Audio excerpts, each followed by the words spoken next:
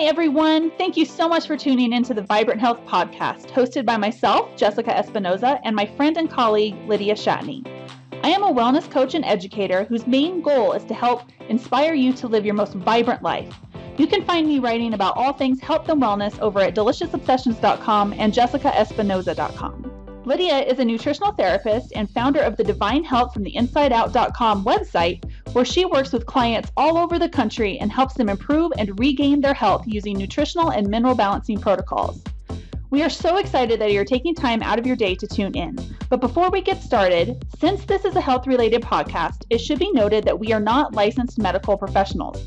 The information and advice provided in this podcast is not intended to diagnose, treat, or prescribe for any illness or health issue and should not be construed as medical advice. You should always consult with your medical practitioner before making any changes to your diet, supplementation, medication, or lifestyle. Now, on to today's episode. Thank you for tuning in. Let's get this show started. Hey everyone, welcome to episode number 33 of the Vibrant Health Podcast. Thank you so much for joining us today. Today's episode is all about the ladies, but if there are any gentlemen tuning in, we want you to make sure you share this info with your favorite ladies because it's really important for their health and happiness. So before we get started, Lydia, how are you doing today? I'm doing good. It's sunny here in Pennsylvania today. Had a little snow, but I think it's going to melt pretty quick. And, Good. Hanging in there. I feel like I'm going to start giggling because we were talking before we started recording, and I feel like giddy for some reason. We were talking about some funny stuff. So we're going to dive into a show on safe feminine care, and we're going to talk about why you should consider maybe changing up the feminine products that you're using every month and kind of give you some food for thought and try to throw in a little humor because this is a topic that a lot of people don't want to talk about and can be kind of serious. So we're just going to try to keep it light and share some new information with you and hopefully give you some food for thought. So, so most women probably don't think about the feminine products that they're using every month. I know for a long time I really didn't. I just, I found a brand of pads that I really liked. I never liked tampons, probably haven't worn a tampon in 15 or 20 years. And really just stuck with that. I got in a really comfortable routine. I bought the same brand every single month and was just comfortable. But one thing I was not thinking about were the chemicals and the toxic ingredients that were potentially in those pads. So a few months ago, glyphosate made a big splash in the news when it was reported that commercial feminine care products, which are your disposable pads and your tampons, contained extremely high levels of glyphosate residue. So now women are putting one of the worst chemicals that's ever been created into our hoo-has. So not cool for us women. The study was conducted in Argentina at one of the universities, and they reported their discovery that 85% of all cotton feminine products tested positive for glyphosate residue. Yeah. I know, it's crazy. And that's one thing that I had never even thought about glyphosate residue being in my feminine products. Like we talk about it being in our food all the time. That's, I think, pretty common knowledge. And, at least in the alternative health world, you've been a big advocate over the last year or so about talking about it more. But I never stopped to think like, oh yeah, that could be in my pads too. So yeah, kind of scary. So that really kind of lit the fire under me to maybe make some changes and some better decisions regarding what I was using. So if you're not familiar with what glyphosate is, the World Health Organization has even ruled it as a likely carcinogen.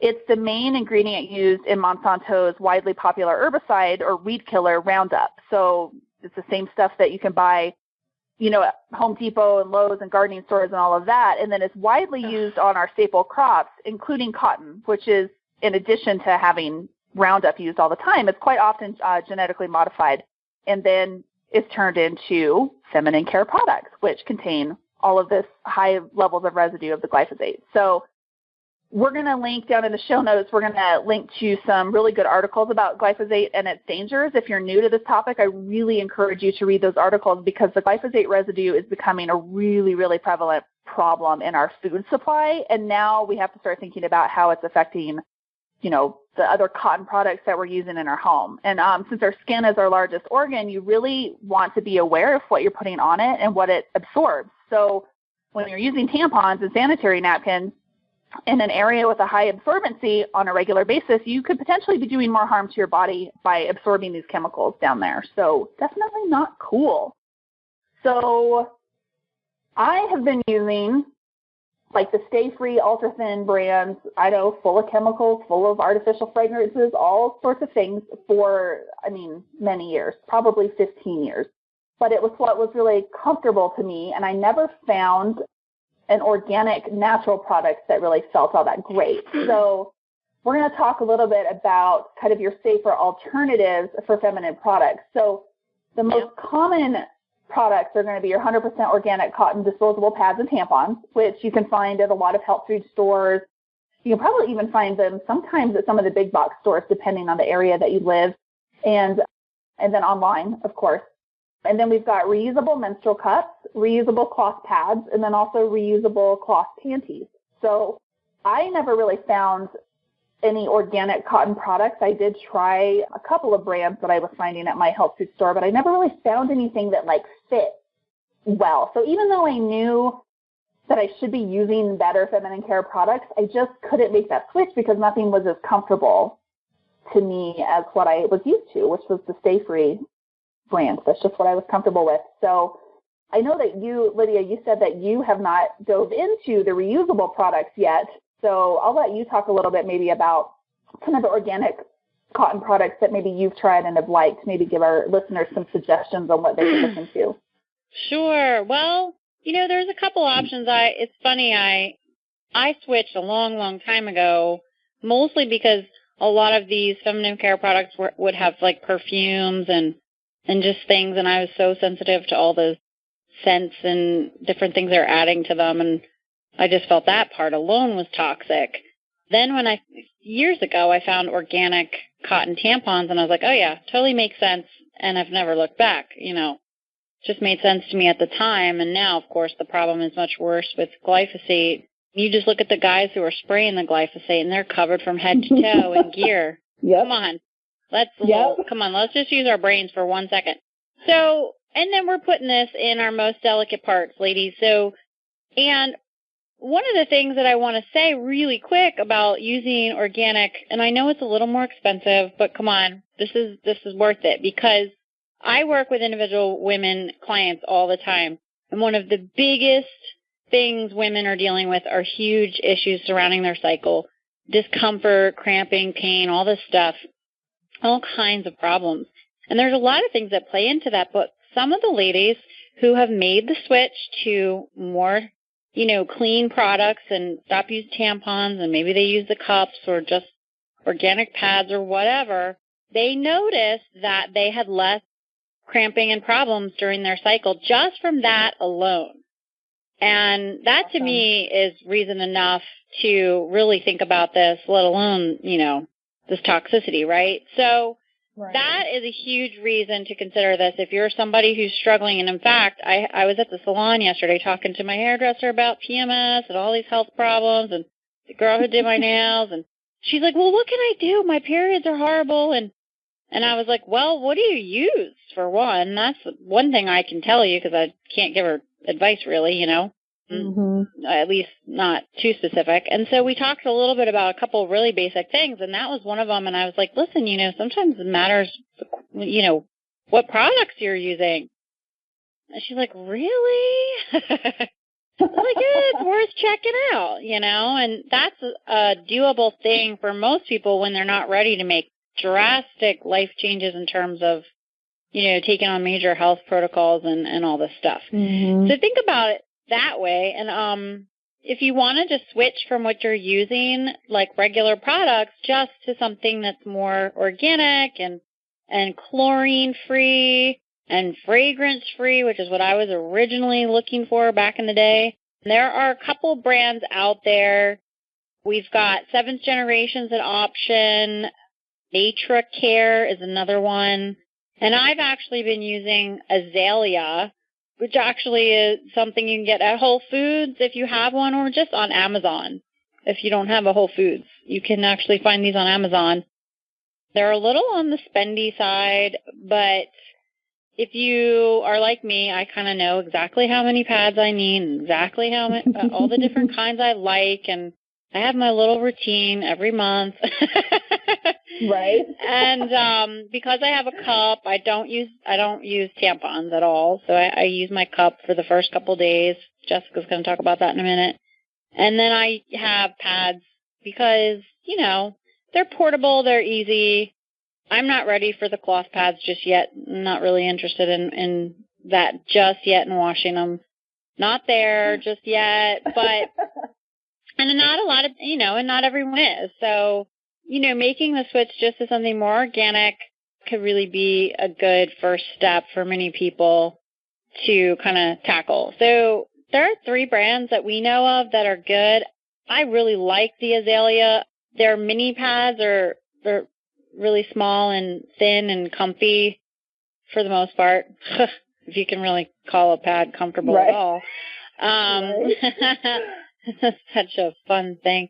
But, they work, and so that's something worth trying. But they all, give them all a try.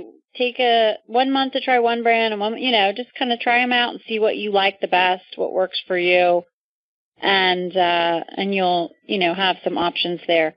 Also, I want to say Trader Joe's used to have an organic cotton tampon. Mine doesn't carry it anymore because they didn't sell enough. I was like, well, I'd buy them all, but they discontinued them. So, but anyway, maybe somebody else has them in their Trader Joe's, who knows, but if you have a Trader Joe's near you. But it's becoming a little bit more available, so keep your eyes peeled. You never know when you're going to stumble across it at your local healthier, grocery store or market. Absolutely.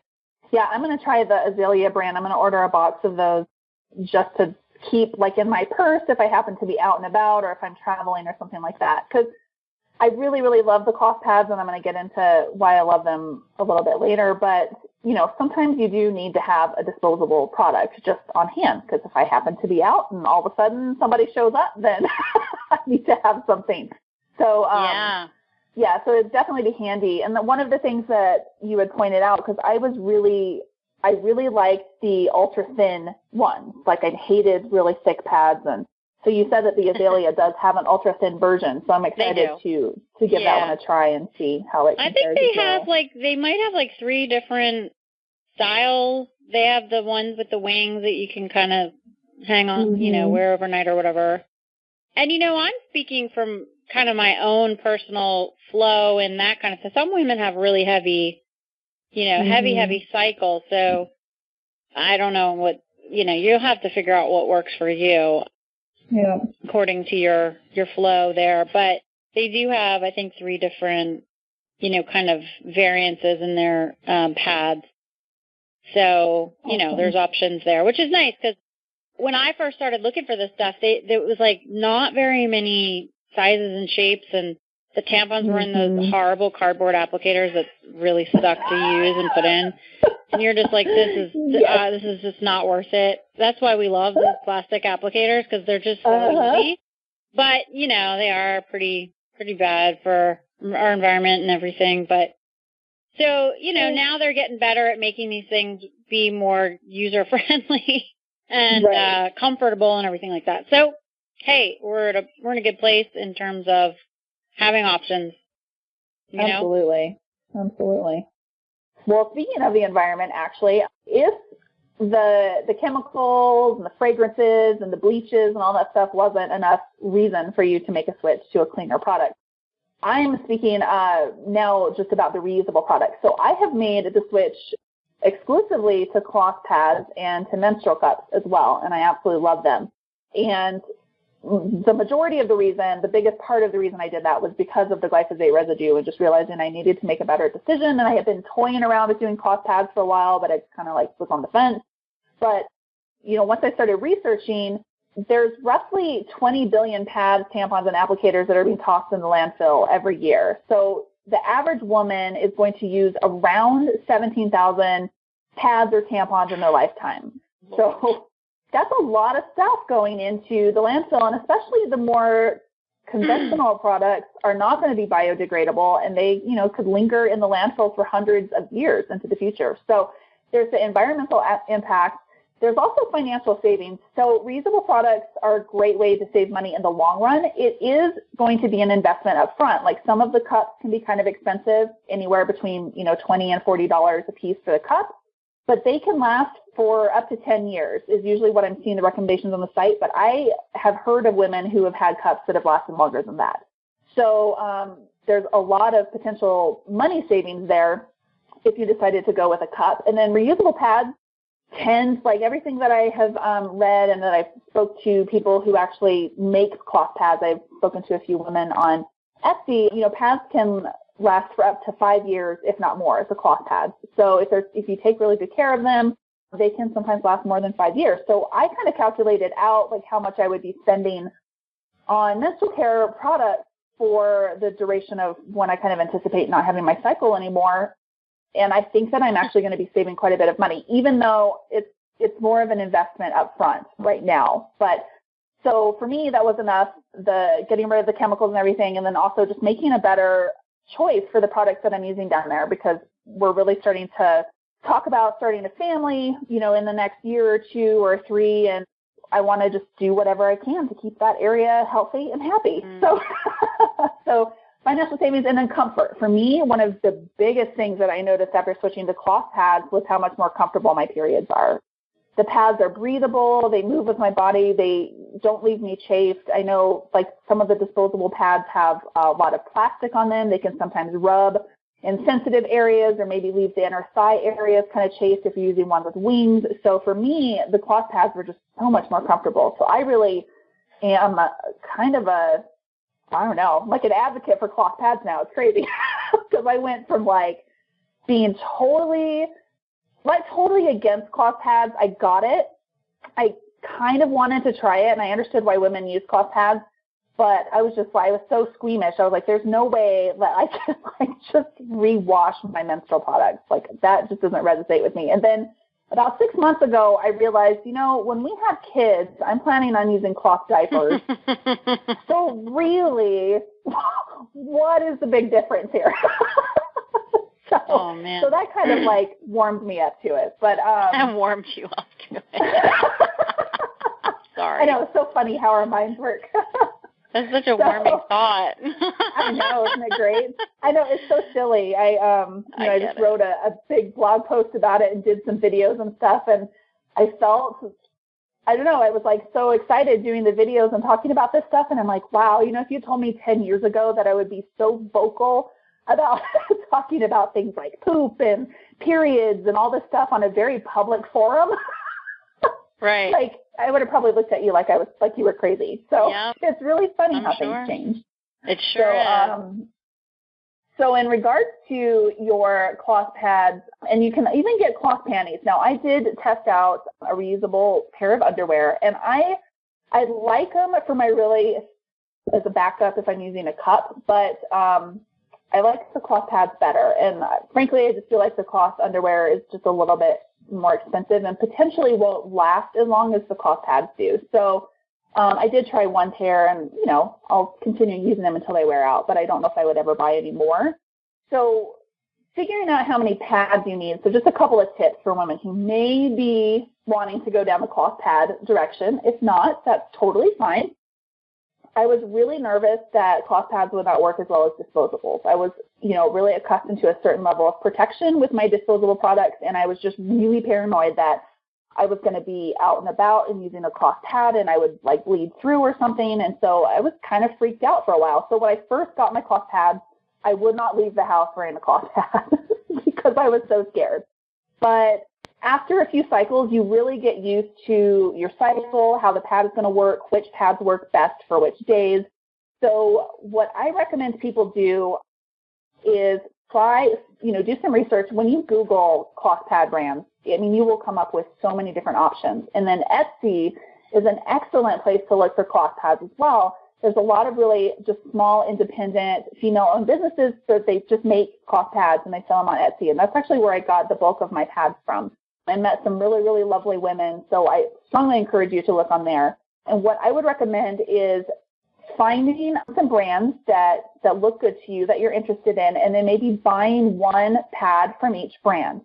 And just experiment with those for a little bit. You may have to use some disposable products in the interim while you wait to do laundry or whatever, but you'll get a feel for kind of which pads you like better, which ones feel best, which ones fit your body best and your flow and all of that too. So don't sit down and invest in a big set right away. Try some different brands and see which ones you like better. And then you'll get an estimate also of how many pads you're going to use during the day so that you can calculate how many you actually need to buy if you wanted to have a full set. Another thing to keep in mind is the type of fabric that's used for them. So some of the reusable pads are going to be made from conventional cotton, which we talked about a little bit earlier. So it's still going to contain some glyphosate residue. So you can get organic cotton pads, which are going to cost more, but it's definitely a worthy investment. But that said, it's about progress, not perfection. So some of the pads that I ordered off of Etsy, and then I got some from Luna pads as well. Not everything I ordered was 100% organic. So, if we really wanted to go totally gung-ho about the 100% organic cotton, then we really would have to start buying all of our clothes from organic cotton clothes and sheets and towels and all that stuff. And really, that's not going to be financially feasible for most people. So progress, not perfection. Here, just some things to keep about. So tons of options. Check out Google, check out Etsy. We'll have lots of suggestions down in the show notes below as well. But that's kind of the tips that I can give you for cloth pads that kind of helped me whenever I was getting started. So you ready to dive into cloth pads, Lydia? Maybe. That's funny. I was just thinking, I'm like, well, what if you are out and you're wearing your cloth pad and you need to change it? And then what do? You have to carry the darn thing? And I was like, yeah. So a little planning maybe. I've carried poopy diapers around, but man, it certainly isn't glamorous, I'll tell you. That most of the cloth pads, I will say, most of the cloth pads will fold up really nicely, and you can actually use, because they'll come with wings that snap into your underwear, and then you can actually fold those wings the opposite way. You can fold up the pad or roll it up, and then the wings can snap over it. So you can kind of make it compact and stick it in your purse. But if it's a really heavy day or something and you're using a thicker cloth pad, it could take up some space. So you definitely do have to do some planning. Right. When I go traveling or if I'm going to be out all day away from the house, I will either wear like a cloth pad with a cup, or I will, still use a disposable pad. So I haven't had to do that. I did that, I think, the first month that I was trying the cloth pad. But then since then, I've got a feel for kind of which pad I need to use and all that stuff. So I feel more confident going out. And so far, no accidents. So we're good. But I would still I'm going to order some of those azalea pads just to keep on hand, stick a couple in my purse, and then have them for traveling and stuff too. Because, there are just times where it's just not as convenient to have a reusable product. So, right, sure. So yeah, and it really just kind of depends on your comfort level. I started hearing about cloth pads probably 10 or 15 years ago, but I would have never dreamed of actually using them until kind of within the last year. So right. The other thing that you could try are menstrual cups. So that's one thing I was really nervous about was trying the cups. I have never liked tampons. They've always been super uncomfortable. I have really bad memories of using a tampon that was too high of an absorbency for what my flow was that day, and removing it was horribly painful.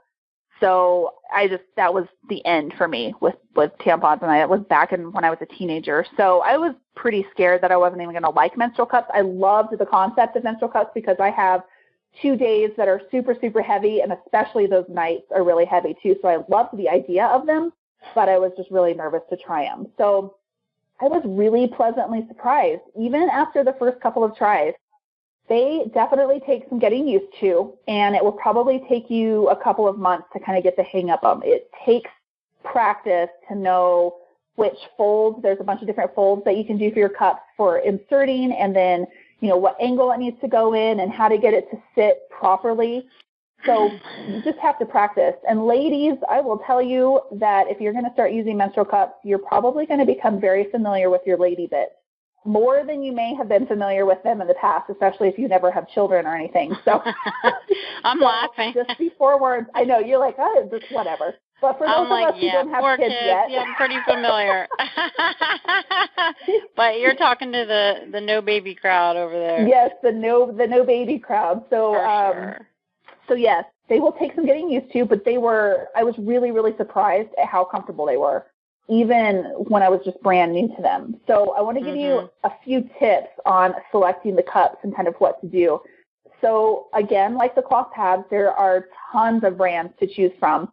You could just do a simple Google search. I have a couple of recommendations. I tried out 3 different cups, the Ruby cup, the Lily cup, and the Diva cup. And you'll see, I actually will link to my full review of those cups down in the show notes, so you can check that out and see what I thought about all of those. But there's still tons more in addition to those. So almost all the cups are going to be made from a medical grade silicone. I don't personally react to silicone, and I've never had any issues with silicone, but that is something to keep in mind. I have met a couple of people in my life who do react to silicone products, so that's something to keep in mind if you do happen to be one of those people that reacts to it. I can tell you that you're probably going to need to try out a couple of different cups before you find the right one, the perfect one that fits you well. All of the cups are going to be pretty similar in design, but it's really amazing how even the slightest difference in shape, length, width can make for us. So I would recommend if you try one and it doesn't fit well and you just don't like it, don't give up. Just try a different brand and see what you think. So just kind of rotate through them and see which one fits the best. Now, I was telling Lydia about this as part of why we were laughing so hard before we started recording. So one important tip is to not cut off the stem of the cup before you know how far the cup will sit. So if you watch Google videos and you read stuff online about cups, if you're researching it, almost everybody's going to tell you that you don't need the stem. You can go ahead and trim that off. So each cup is going to have the stem part that hangs down, and the stem is essentially it's like the string on a tampon. It's how you pull it out. Well, I didn't think that I was going to need the stem, so before I ever even tried the cup, I cut the stem off. And yeah, let's just say that getting it out was a little bit tricky. So some people are going to have to cut the stems off, and it really is going to depend on where your cervix sits during your period. I learned that after cutting the stem off that my cervix must sit pretty high because that cup went really far up in there. Getting it out was not all that easy. So I really wish that I hadn't cut that stem off. It would have been super helpful. So I recommend trying it, seeing how far your cervix sits up there, and you can actually feel it if you want to use the finger test. A lot of articles online and videos will tell you to actually, well, that's part of fertility planning too, is testing where your cervix is and how it moves during your cycle. So you can actually get a feel for how far yours sits up. I know women who have cervixes that sit really low and others like me that sit really high. So just a big tip there. So like I said, you're going to be getting familiar with your lady bit, but this is a good thing. The more we know about our parts, the better our health is going to be in the long run. So I think that's really like my biggest tip for the menstrual cups and the cloth pads. Practice. It's going to take a little while to get used to them and to find the products that work best for you. And if you're not ready to switch to the reusable products, then use some of the more organic, natural versions of the disposable products. That's totally fine. It's whatever your comfort level is going to be. And you may kind of progress like me. I tried some organic stuff, and then I was just like, okay, I'm ready to do this, especially after learning about the glyphosate residue and all of that. So that was a huge motivator for me to make a change in there. And I'm glad that I did. I'm really, really happy with the comfort, the protection that I've been getting with the products that I use. So, it's a process for sure. I'm going to get real here for a second because hey, do it. I think it's helpful to hear this stuff. So I bought a Diva cup. It took me a year before I could convince myself to use this stupid thing.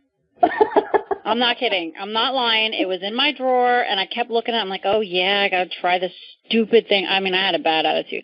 I knew it was like, going to be great. Everybody talked about it, and it literally was a huge mental hurdle. And I have had 4 babies. So I don't even know what my deal was.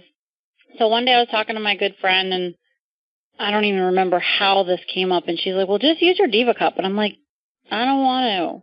And part of it is I get a little discomfort, the first day, and that's when I'm heaviest. And I was just like, I'm already feeling yucky. I don't want to try something new, And she's like, just use it. Just shove it in there and just do it. Come on. She's like, it's not hard. I know. We've had 4 babies each, so saying stuff like that is kind of how it goes, right? So I did not cut the thing off, the stem or whatever. I didn't know anything. I didn't read. I just was like, fine, I'll just use it. Took me a little finagling to figure it out. And then finally I was like, oh, I don't even know what was in there, Yeah. So I was like all worried about nothing, this big whole ridiculous mental game I played with myself. And anyway, so now it's super convenient. If I run out of tampons or something and I don't have them for my next period, there's no big panic. I always have it. It's always available. It does take, sometimes takes a little more effort to get it in right, and sometimes it's just easy peasy. So that's a little strange at first when you're first using it, for sure. But, and I think the women who've had babies are probably going to have a lower cervix more than likely. I'm not saying that across the board, but it's probably, chances are. We have that low pelvic floor after all that, right? So it's a little easier, to get in and out and not worry about that stem as much, I don't think. But I do think it's a good tip. Leave it in, I didn't even know. So it took me a while, and I was finally like, that thing's annoying me. And my friend's like, just cut it off. I'm like, oh, I can do that? I mean, seriously, I was this ignorant about the whole process, you guys. So, but anyway, I share that, my silliness and my ignorance, to maybe help you learn how to have a better experience and not be freaked out about it. Right. Just try it out and see how it goes. It's now I'm like, oh gosh, I'm so glad I have this thing, and it's really easy to wash. That was the other thing. I held myself back about washing it. I was like, okay, gross. Well, what am I going to do? I have to dump it, and then I have to clean it, and ew, that's so gross. Seriously, I was ridiculous about that. And it's really easy to clean. It's so easy. It's not even funny. So, yeah, that's actually one thing that we didn't go over. I probably should talk about how you actually clean them and care for them, because I think that was one of my mental hurdles too. The cups, super easy to take care of. And remember, if you properly take care of your reusable products, your cups can last 10 or more years and your pads can last 5 or more years. So the cups are super simple. When you first get it, you're going to want to sanitize it. You can just toss it in some boiling water for 5 to 10 minutes before you use it for the first time. Once it's boiled, you can remove it from the water and let it air dry. Or if you need it right away, I just hold it by the stem and just shake all of the water droplets off. And then all of the cups are going to come with a little, like a muslin, breathable storage bag that you can just store them in if you don't need it right away. And then during your period, now this is where I think probably a lot of women get freaked out, and I was a little freaked out too. So the general recommendations is if you need to change it during the day, and most cup manufacturers are going to recommend changing it every 10 to 12 hours, but it's really going to depend on your flow and your comfort level and where you're at. So if you need to remove it during the day, to change it, so you can just, when you remove it, you can just dump the blood and everything in the toilet, and then you can clean it with hot water and some non-toxic soap, shake off the excess water, and you can reinsert if you need to go on your way. Just as simple as that, hot water and a non-toxic soap, and you're good to go. You can wash it in your sink, you can wash it in your shower, wherever you feel comfortable washing it. I'm totally not squeamish about anything, so I just wash it in the sink. I wipe off, all of the remaining residue as much as I can with toilet paper, and then wash it with hot water and soap, and then reinsert it. If you're extra paranoid and you want to clean it more between uses, you could boil it in between uses if you want. So you could remove it, clean it off with hot water and soap, and then boil it again and then reuse it. That's not always going to be, efficient for everybody. You're not going to have the ability to sit around and wait for it to boil, but you could do that if you want. That sounds so tedious. What about hydrogen peroxide or something, or just something to kind of sanitize I didn't come across anything that actually mentioned using peroxide or anything on the cups. Everything that I read was just hot water and a non-toxic soap. And some of the cup manufacturers will sell like a sanitizer. I used air quotes on that. You guys can't see me, but I used air quotes. That you can use. But Honestly, I have some reservations about some of those sanitizers and the ingredients that would be in them, so I would much rather just use a clean soap and hot water. Yeah, it's not like bacteria is going to stick to silicone in, 30 seconds. I mean, I don't know. We could probably find some evidence of that, but it's really not a big deal to just wash with hot water and reuse.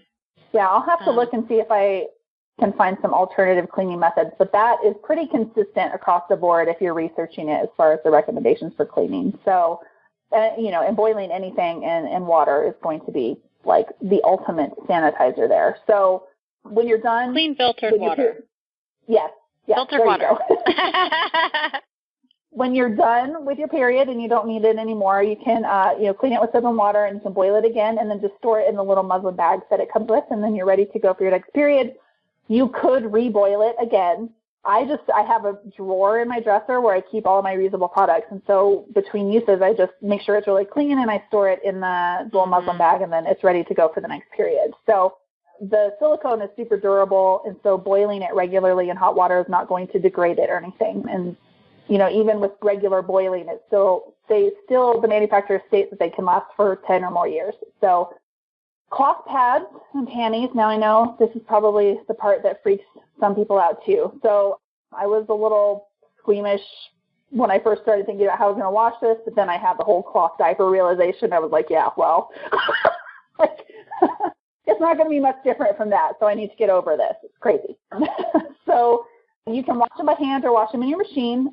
Depending on who the manufacturer is for the cloth pads, they may have different washing recommendations for their pads. So whenever you buy cloth pads, you're going to get their washing recommendations for that. So go by what they say. But in general, you can wash them in any temperature water with just your regular laundry detergent, whatever non-toxic laundry detergent you're using. You can pre-soak them and stain treat them if you want, but I've never had to pre-soak my pads. And honestly, I have a nice big, huge full set now, and I only have one pad that has a stain on it with no pre-soaking or anything like that. So they get really clean in just the regular washer. I wash them on hot water with a non-toxic detergent, and I also put a scoop of the oxygen bleach that I get from Tropical Traditions in there as well. You don't want to use chlorine bleach. You don't want to use fabric softeners. You don't want to use any chemical stain removers or anything like that. It can degrade the materials and make them less absorbent. So really just a non-toxic detergent and some oxygen bleach if you want. Some people will use some vinegar in their wash as well, but actually I think all of the brands except for one that I purchased said not to use vinegar because it also will degrade the fabric. So just the oxygen bleach and the detergent is simple enough. And so I usually do mine in a separate load. I only do laundry for myself every 10 to 14 days. So I typically will just have a separate load that I do with my pads whenever I'm done with my period. So I just store them in a bag in my closet. You can use one of those wet bags or a mesh bag or, whatever you have handy. You can toss them in there and then wash them at the end of your cycle.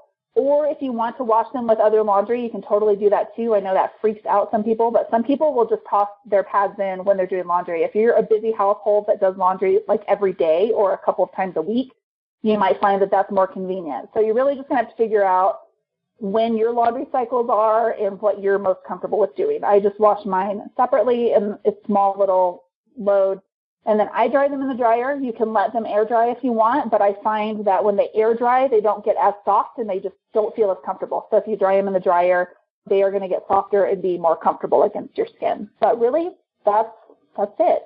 Pretty easy peasy. Okay. Can I give you major props and kudos? Everyone, Jessica is mega thorough here.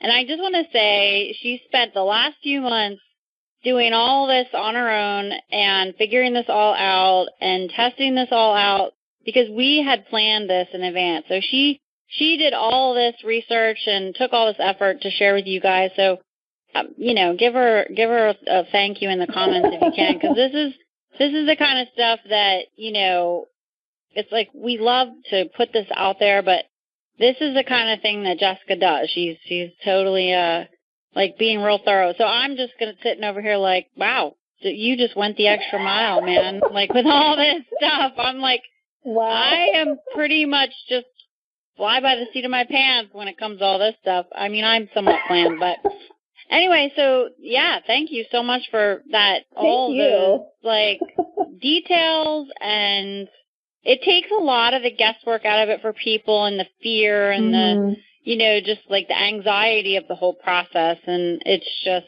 pretty cool. So yeah, I have some detailed videos. I actually did videos. I did the full like recyclable menstrual care 101 post on my site that we'll link down to you in the show notes. But I have videos. I did videos on everything too. And I think it's sometimes helpful to just like know that even if you're considering it and you have some reservations or some fears, to know that somebody else has also had those same fears. Right. So yeah, it was actually a lot of fun. It was something that I was looking forward to sharing with all of you guys, but also I'm really happy that I made the decision to make the change for my own personal health as well. I feel really happy with the decision, and I feel like I'm doing something really good for my body and supporting my nether regions in a very good way. So yeah, I'm happy to share. You know, you got to figure, I was sitting here thinking like, okay, the average woman has a menstrual cycle for upwards of 35 to 40 some years of her life. That's like a big deal. Like we spent a lot of years. And so with that in mind, you know, if I had daughters, I would want to get them started on a more, you know, organic, non-toxic kind of path in this regard, simply because I knew better, you know. So for all the moms out there who, you know, have girls, and this is something that you're going to want to consider to teach them, you know, young, and get them on the right path, because this is important. And I don't think any of us really understand how it could have impacted our health over the years of using the more toxic stuff, and especially now that it's just getting worse. So this is important information, and it's something that, you know, it doesn't have to take a lot of effort. And we've done a lot of the research for you, and then you can kind of go and use that and learn even more if you like. And so it's good stuff, and we hope that you'll, you know, use it and share it with others, and spread the word about this, because it is important. It does matter. Absolutely. Totally agree. Well, I have nothing more to add. I think this episode actually got a little bit longer than we had anticipated, but I was passionate and I had lots of information to share. So I guess we could go ahead and wrap up for the week and let everybody go on their way. So sounds good. Awesome. Well, thanks for tuning in, everybody. We will see you again next week. Have a great day. Thank you so much for listening to the Vibrant Health Podcast. We really appreciate you taking time out of your day to listen to the information we're sharing. If this information resonated with you and you know others who could benefit from it, we would love it if you'd share it with them. We'd also be very appreciative if you could leave us a review on iTunes or Stitcher. If you're on our sites or YouTube listening to this, we'll have links down below where you can leave a review. If you're on your phone listening through the app, you can also leave a review directly through the app. It only takes about a minute, super fast, super easy, and your shares and reviews help us reach more people with our message of health and wellness. So we really, really appreciate your support. If you're looking for more information on health and wellness in general, both Lydia and I have a ton of information on our sites. You can find me over at jessicaespinoza.com, which is my main practice website and where I offer my 21-day sugar detox coaching. And in the future, I'm going to be offering nutritional therapy coaching as well. You can also find me on deliciousobsessions.com, which is my main real food and natural living website. You can find Lydia over at divinehealthfromtheinsideout.com, where she offers nutritional therapy consultations and hair tissue mineral analysis services for those who are ready to take their health to the next level. Lastly, if you have any suggestions for topics you'd like us to cover in future episodes, we would absolutely love to hear from you. We want these podcasts to be as informational and inspirational as possible, and we'd love to hear from you and understand exactly what you would like us to cover. You can email us or leave a comment below, or even give us a shout out on social media. We both look forward to serving you and inspiring you to live the healthiest, happiest lives possible. Thanks for listening.